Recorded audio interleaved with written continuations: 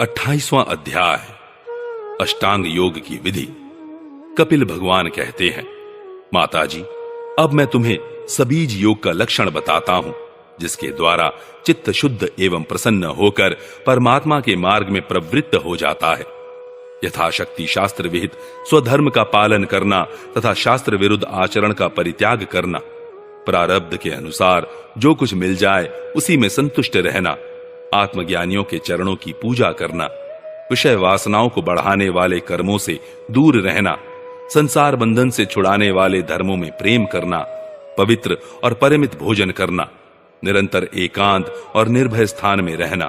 मन, वाणी और शरीर से किसी जीव को न सताना, सत्य बोलना, चोरी न करना, आवश्यकता से अधिक वस्तुओं का संग्रह न करना, ब्रह्मचर्य का पालन करना, तपस्या करना, बाहर भीतर से पवित्र रहना, शास्त्रों का अध्ययन करना,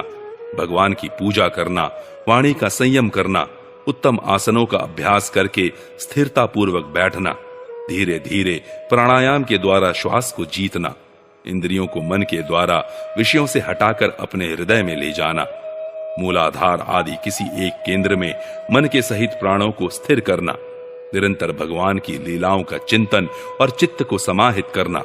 इनसे तथा व्रत दान आदि दूसरे साधनों से भी सावधानी के साथ प्राणों को जीतकर बुद्धि के द्वारा अपने कुमार्गगामी तुष्ट चित्त को धीरे धीरे एकाग्र करे, परमात्मा के ध्यान में लगाए।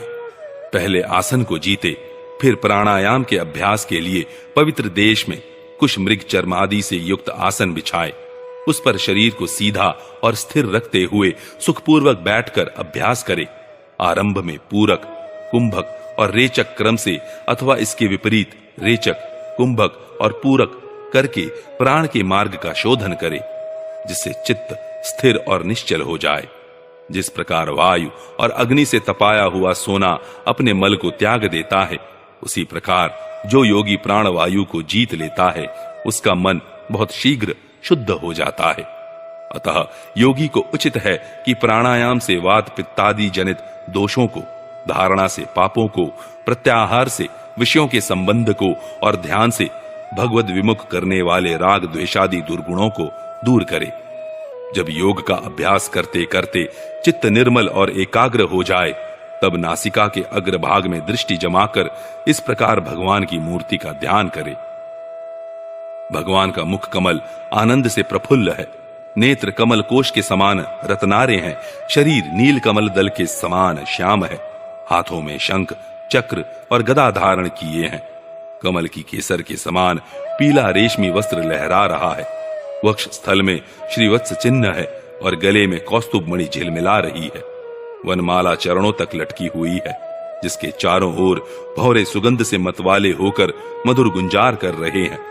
अंग प्रत्यंग में महामूल्य हार, कंकण, किरीट, भुजबंद और नुपुर आदि आभूषण विराजमान है।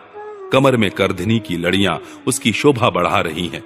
भक्तों के हृदय कमल ही उनके आसन है। उनका दर्शनीय श्याम सुंदर स्वरूप अत्यंत शांत एवं मन और नयनों को आनंदित करने वाला है। उनकी अति सुंदर किशोर अवस्था है। वे भक्तों पर कृपा करने के लिए आतुर हो रहे हैं। बड़ी मनोहर झांकी है। भगवान सदा संपूर्ण लोकों से वंदित है।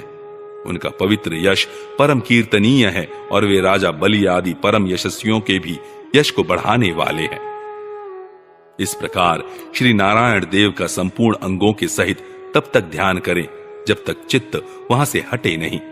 भगवान की लीलाएं बड़ी दर्शनीय है, अतः अपनी रुचि के अनुसार खड़े हुए, चलते हुए, बैठे हुए, पौड़े हुए अथवा अंतर्यामी रूप में स्थित हुए उनके स्वरूप का विशुद्ध भाव युक्त चित्त से चिंतन करे। इस प्रकार योगी जब यह अच्छी तरह देख ले कि भगवद विग्रह में चित्त की स्थिति हो गई, तब वह उनके समस्त अंगों में लगे हुए चित्त को विशेष रूप से एक एक अंग में लगाए। भगवान के चरण कमलों का ध्यान करना चाहिए। वे वज्र, अंकुश, ध्वजा और कमल के मंगलमय चिन्हों से युक्त हैं तथा अपने उभरे हुए लाल लाल शोभामय नखचंद्र मंडल की चंद्रिका से ध्यान करने वालों के हृदय के अज्ञान रूप घोर अंधकार को दूर कर देते हैं। इन्हीं की धोवन से नदियों में श्रेष्ठ गंगा जी प्रकट हुई थी, जिनके पवित्र जल को मस्तक पर धारण करने के कारण स्वयं मंगल रूप श्री महादेव जी और भी अधिक मंगलमय हो गए। ये अपना ध्यान करने वालों के पाप रूप पर्वतों पर छोड़े हुए इंद्र के वज्र के समान है। भगवान के इन चरण कमलों का चिरकाल तक चिंतन करे। भव भयहारी अजन्मा श्री हरि की दोनों पिंडलियों एवं घुटनों का ध्यान करे, जिनको विश्व विधाता ब्रह्मा जी की माता सुरवंदिता कमल लोचना लक्ष्मी जी अपनी जांघों पर रखकर अपने कांतिमान कर किसलियों की कांति से लाड़ लड़ाती रहती हैं। भगवान की जांघों का ध्यान करें, जो अलसी के फूल के समान नील वर्ण और बल की निधि हैं तथा गरुड़ जी की पीठ पर शोभायमान है। भगवान के नितंब बिंब का ध्यान करें, जो एड़ी तक लटके हुए पीतांबर से ढका हुआ है और उस पीतांबर के ऊपर पहनी हुई सुवर्णमयी करधनी की लड़ियों को आलिंगन कर रहा है। संपूर्ण लोकों के आश्रय स्थान भगवान के उदर देश में स्थित नाभि सरोवर का ध्यान करें। इसी में से ब्रह्मा जी का आधारभूत सर्वलोकमय कमल प्रकट हुआ है। फिर प्रभु के श्रेष्ठ मरकत मणि सदृश दोनों स्तनों का चिंतन करें, जो वक्ष स्थल पर पड़े हुए शुभ्र हारों की किरणों से गौरवर्ण जान पड़ते हैं। इसके पश्चात पुरुषोत्तम भगवान के वक्ष स्थल का ध्यान करें, जो महालक्ष्मी का निवास स्थान और लोगों के मन एवं नेत्रों को आनंद देने वाला है। फिर संपूर्ण लोकों के वंदनीय भगवान के गले का चिंतन करें, जो मानो कौस्तुभ मणि को भी सुशोभित करने के लिए ही उसे धारण करता है। समस्त लोकपालों की आश्रय भूता भगवान की चारों भुजाओं का ध्यान करें,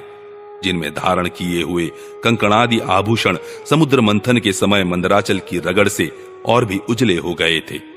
इसी प्रकार जिसके तेज को सहन नहीं किया जा सकता, उस सहस्त्र धारों वाले सुदर्शन चक्र का तथा उनके कर कमल में राजहंस के समान विराजमान शंख का चिंतन करें। फिर विपक्षी वीरों के रुधिर से सनी हुई प्रभु की प्यारी कौमोद की गदा का, भौरों के शब्द से गुंजायमान वनमाला का और उनके कंठ में सुशोभित संपूर्ण जीवों के निर्मल तत्व रूप कौस्तुभ मणि का ध्यान करें। भक्तों पर कृपा करने के लिए ही यहाँ साकार रूप धारण करने वाले श्री हरि के मुख कमल का ध्यान करें, जो सुघड़ नासिका से सुशोभित है और झिलमिलाते हुए मकराकृत कुंडलों के हिलने से अतिशय प्रकाशमान स्वच्छ कपोलों के कारण बड़ा ही मनोहर जान पड़ता है। काली काली घुंघराली अलकावली से मंडित भगवान का मुखमंडल अपनी छवि के द्वारा भ्रमरों से सेवित कमल कोश का भी तिरस्कार कर रहा है और उसके कमल सदृश विशाल एवं चंचल नेत्र उस कमल कोश पर उछलते हुए मछलियों के जोड़े की शोभा को मात कर रहे हैं। उन्नत भ्रूलताओं से सुशोभित भगवान के ऐसे मनोहर मुखारविंद की मन में धारणा करके आलस्य रहित हो उसी का ध्यान करें। हृदय गुहा में चिरकाल तक भक्ति भाव से भगवान के नेत्रों की चितवन का ध्यान करना चाहिए, जो कृपा से और प्रेम भरी मुस्कान से क्षण क्षण अधिकाधिक बढ़ती रहती है, विपुल प्रसाद की वर्षा करती रहती है और भक्तजनों के अत्यंत घोर तीनों तापों को शांत करने के लिए ही प्रकट हुई है। श्री हरि का हास्य प्रतजनों के तीव्र से तीव्र शोक के अश्रु सागर को सुखा देता है और अत्यंत उदार है। मुनियों के हित के लिए कामदेव को मोहित करने के लिए ही अपनी माया से श्री हरि ने अपने भ्रूमंडल को बनाया है, उनका ध्यान करना चाहिए। अत्यंत प्रेमार्द्र भाव से अपने हृदय में विराजमान श्री हरि के खिलखिलाकर हंसने का ध्यान करे, जो वस्तुतः ध्यान के ही योग्य है तथा जिसमें ऊपर और नीचे के दोनों होठों की अत्यधिक अरुण कांति के कारण उनके कुंदकली के समान शुभ्र छोटे छोटे दांतों पर लालिमा सी प्रतीत होने लगी है। इस प्रकार ध्यान में तन्मय होकर इनके सिवा किसी अन्य पदार्थ को देखने की इच्छा न करे। इस प्रकार के ध्यान के अभ्यास से साधक का श्री हरि में प्रेम हो जाता है, उसका हृदय भक्ति से द्रवित हो जाता है, शरीर में आनंदातिरेक के कारण रोमांच होने लगता है। उत्कंठा जनित प्रेमाश्रुओं की धारा में वह बारंबार अपने शरीर को नहलाता है और फिर मछली पकड़ने के कांटे के समान श्री हरि को अपनी ओर आकर्षित करने के साधन रूप अपने चित्त को भी धीरे धीरे ध्येय वस्तु से हटा लेता है।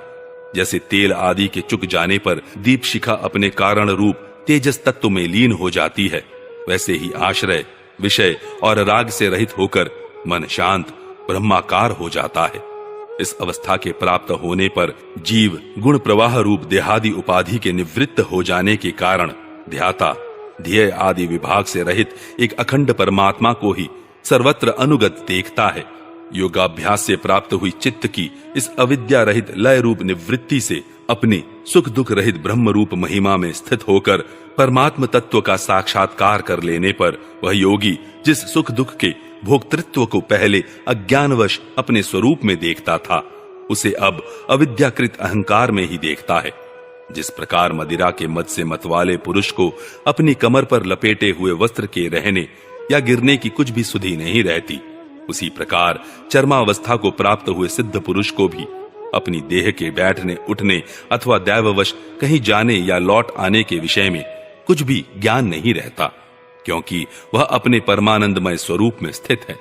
उसका शरीर तो पूर्व जन्म के संस्कारों के अधीन है, अतः जब तक उसका आरंभक प्रारब्ध शेष है तब तक वह इंद्रियों के सहित जीवित रहता है। किंतु जिसे समाधि पर्यंत योग की स्थिति प्राप्त हो गई है और जिसने परमात्म तत्व को भी भलीभांति जान लिया है, वह सिद्ध पुरुष पुत्र कलत्रादि के सहित इस शरीर को स्वप्न में प्रतीत होने वाले शरीरों के समान फिर स्वीकार नहीं करता, फिर उसमें अहंता ममता नहीं करता।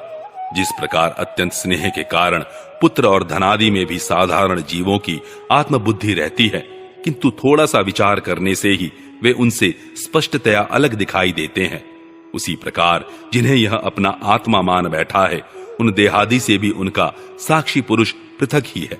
जिस प्रकार जलती हुई लकड़ी से, चिंगारी से, स्वयं अग्नि से ही प्रकट हुए धुएं से तथा अग्नि रूप मानी जाने वाली उस जलती हुई लकड़ी से भी अग्नि वास्तव में पृथक ही है, उसी प्रकार भूत, इंद्रिय और अंतःकरण से उनका साक्षी आत्मा अलग है तथा जीव कहलाने वाले उस आत्मा से भी ब्रह्म भिन्न है और प्रकृति से उसके संचालक पुरुषोत्तम भिन्न है। जिस प्रकार देह दृष्टि से जरायुज, अंडज, स्वदेज और उद्भिज चारों प्रकार के प्राणी पंचभूत मात्र हैं, उसी प्रकार संपूर्ण जीवों में आत्मा को और आत्मा में संपूर्ण जीवों को अनन्य भाव से अनुगत देखे। जिस प्रकार एक ही अग्नि अपने पृथक पृथक आश्रयों में उनकी विभिन्नता के कारण भिन्न भिन्न आकार का दिखाई देता है, उसी प्रकार देव मनुष्यादि शरीरों में रहने वाला एक ही आत्मा अपने आश्रयों के गुण भेद के कारण भिन्न भिन्न प्रकार का भासता है। अतः भगवान का भक्त जीव के स्वरूप को छिपा देने वाली कार्य कारण रूप से परिणाम को प्राप्त हुई भगवान की इस अचिंत्य शक्तिमयी माया को भगवान की कृपा से ही जीतकर अपने वास्तविक स्वरूप ब्रह्म रूप में स्थित होता है।